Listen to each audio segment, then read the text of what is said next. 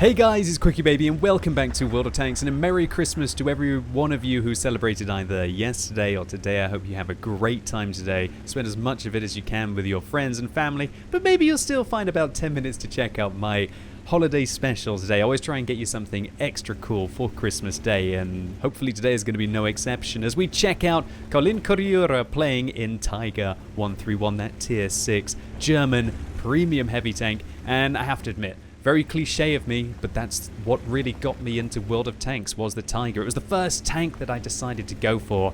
Was that the same for any of you out there? What was the first vehicle you wanted to get towards and why? And did you go in completely blind, or did you maybe watch a video on the game before? For me, obviously there were no real World of Tanks videos back then when I started in 2010. I think I've changed that a little bit along the way.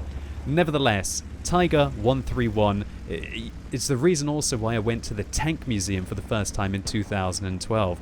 This Tiger that was captured, I believe, in northern Africa when a Churchill round ricocheted off the barrel down into the turret ring, and then due to what they were meant to do, the Tiger crew pretty much left it intact. And so now we have the pleasure of often seeing it go round the arena at Tank Fest in Bovington in the UK every year. And wow, just the engine sound, I kind of had a bit of a fangirl moment. You can actually find a video of me fangirling out over the Tiger 131's engine for the first time. I think I put out that video in 2012 on this channel. Let's definitely go and check that out. Actually, that was on my, maybe it was 2013 when I first actually recorded the Tiger. I think when I went in 2012, I wasn't really doing YouTube so much, and so it was a pure fan moment for me. Now the Tiger in World of Tanks at tier 7, you know, it's got a lot of hit points, it's got a good gun, but Tiger 131 at tier 6, it has the same armor, but obviously down a tier, when you get into a good matchup like this, then the armor actually kind of counts for something now, and that has allowed Colin to basically ricochet 1,000 damage so far, enough to kill this tank at least once over, and with 950 hit points, in a good matchup this thing feels like a complete beast. Now of course, when you have to deal with tier 7 and tier 8 tanks, Tiger 131 doesn't feel very special at all with regards to its defensive capabilities, but it's still got a good old DPM 1885 with its German 88mm. Now this tank doesn't use the long 88 like the Tiger at tier 7 does. It uses a short 88 with 145mm of pen, but that's still enough in this kind of a matchup to rock and roll.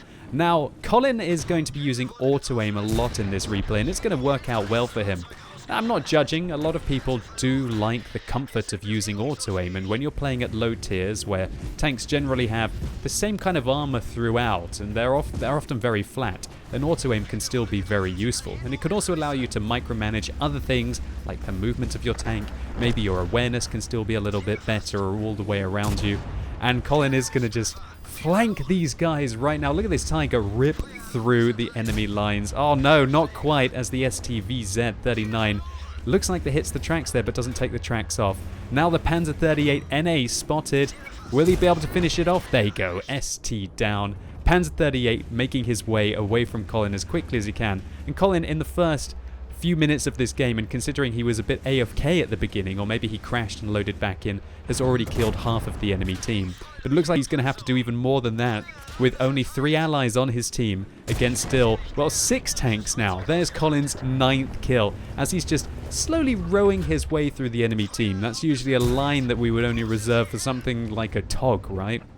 But Tiger 131 seems to just be having a merry old time here. Will he be able to hit the Panzer 38 NA? Well, it looks like Colin actually can snipe there when he's not using the auto-aim, looping one over the ridgeline into the Panzer 38 NA's turret. And waltzing away here, the Tiger 131 is limited to 40 kilometers an hour. Certainly not great, but not bad. And that's going to allow him to be able to get towards the cap circle here. And unfortunately, it's just him and an M8A1, that tier 4 American turreted tank destroyer, alone against 5. Okay, so what has Colin got to watch out for here? Well, obviously he's got to try and figure out how much health that Tiger 131 on is, because Tiger 131 is on, I should say. I was looking at the OI experimental as I said that. And because obviously he's got to worry about tanks that can penetrate him. And the armor on this vehicle, I mean, it's 100mm at the front. What's that going to be effective if you angle this vehicle perfectly? If you angled this vehicle perfectly, ooh, you actually still only have about 120mm of mid-plate armor, 150 on the lower plate, and then your side armor becomes quite weak indeed.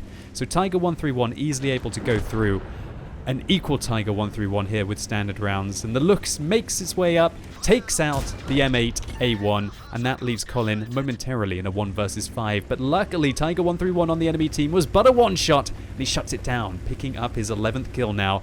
2,700 damage, that is very decent for a tier 6 tank. And if Colin wants to get through this, he is going to have to kill the entirety of the enemy team, ladies and gentlemen. And when you are in a Tiger 131 in this kind of a matchup, it is a definite reality with 3 tier 4s left on the enemy team and an OI. Looks down. Oh, Colin, you exposed a little bit of your side armor there, and the Lux is something you definitely don't want to do that to with its little pop, pop, pop gun there. The Lux manages to penetrate Colin, I think, 4 times there to do 125 damage in a very short period of time. Now Colin, 1 versus 3. OI Experimental, who has picked up 2 kills, and a rather competent and experienced T40 on the enemy team. The T40 is certainly going to be a threat if he's using that 105mm derp gun, but the SU-85B here, more than enough penetration to get through the side of Colin's tank, but Colin penetrates there, I believe, with a high explosive round against the SU-85B, one-shotting him. I was wondering, how did he roll for 260 when his tank is 220 alpha damage? But yeah, the high explosive round going right through the tier 4 Soviet tank destroyer there, and now Colin is on 13 kills. Is it going to be unlucky for some, or is Colin going to be able to take out the final 2 remaining tanks and shut down the entirety of the enemy team, while Colin has pretty much put his team on his back here? And just look at the skill differential there. His ammo rack goes off, but he puts one into the turret of the OI Experimental. Colin, come on, repair your ammo rack. There you go, a quick dab of the 5 and the 2, and now Colin has a shot onto the T40. High explosive round into the top. Doesn't roll particularly high there though, only 250. Now Colin is but 1 shot away from taking out the entirety of the enemy team, and bam, there you go. Tiger 131 dominating a top tier matchup. What a result here for Colin. An incredible round for Tiger 131. Something that dreams are made of. Entering a legendary status and becoming one of the few players to have ever killed the entirety of the enemy team in a tank that's, should we say, higher than 2 or 3. Do you know one of the lovely Easter eggs about Tiger 131 that I didn't notice? You remember I was talking about the fact that it was a Churchill round that hit the barrel of the gun and then bounced down into the turret ring. You can actually see the damage just here on the barrel of the gun, and this is where the shell ricocheted and went in through the turret ring and jammed the turret traverse, which caused the crew to panic and abandon tank, and their big mistake was doing it without destroying it in the first place. And so securing an intact Tiger, I don't think it was war changing from a technology point of view, but at least the Allies tried to make it seem so from a political stance. So unsurprisingly, Colin smashes an ace tanker for 1,871 base experience points. He gets the Rozenai Heroes Medal for killing at least 14 opponents on the enemy team. That's something I've never been able to achieve, and very few tankers can claim to have done so. He also picks up the Kolobanos medal for standing alone against at least 5, a cool headed medal for ricocheting at least 10 rounds in a row, a steel wall medal,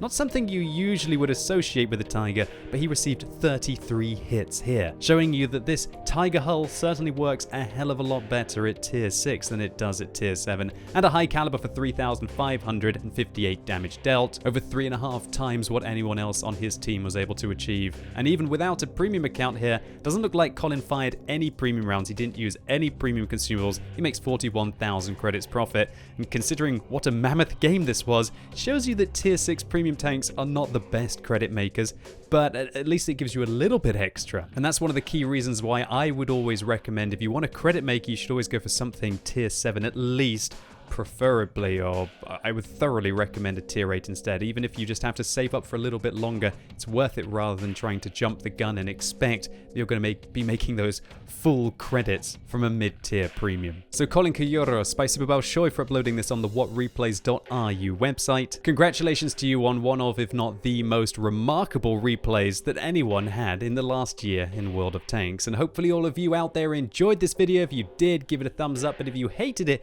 give it a thumbs down. And I'd like to reiterate my wishes for all of you to have a wonderful Christmas or happy holidays, whatever you get up to. Let me know in the comments what your major plans are. Are you going to be tanking? Are you going to be spending it with family? Are you going to be drinking? And as always, thank you so much for watching. You've been epic, and hopefully I'll see you soon.